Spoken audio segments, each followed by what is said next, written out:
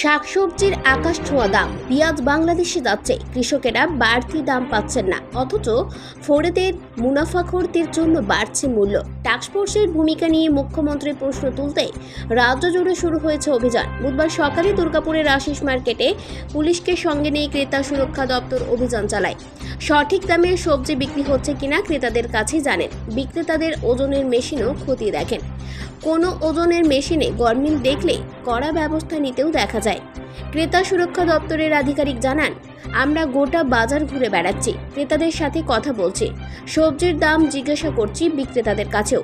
সঠিক দামে সবজি বিক্রি হচ্ছে কিনা সেই বিষয়গুলোও দেখছি, ওজনের মেশিনগুলো ঠিক রয়েছে কিনা সেইগুলোও দেখছি, মাছের বাজারও ঘুরে দেখছি। আমাদের এই অভিযান লাগাতারই চলে।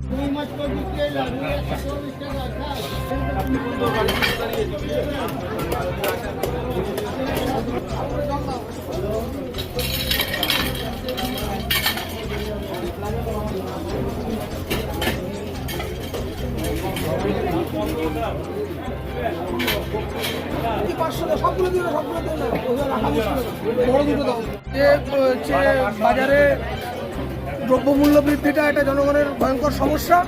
সেই উপলক্ষে আমরা স্পেশালি মার্কেটে ড্রাইভ দিচ্ছি, যাতে কিছুটা কন্ট্রোল করা যায় আমাদের মেকানিজম দিয়ে।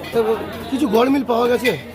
হ্যাঁ, যারা রিনিউ করায়নি, ওজন করার যন্ত্র সেটা ব্যবহার করছে, সেটা তো পাবলিক প্রোটেকশনের জন্য খারাপ, সেগুলো আমরা ওঠাচ্ছি।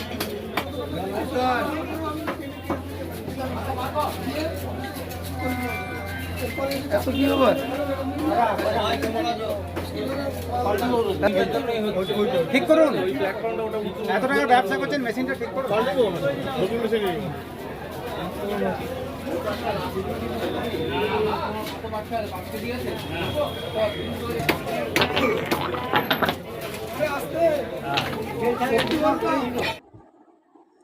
দুর্গাপুর থেকে কৌশিক বাসু রিপোর্ট, 99 নিউজ বাংলা।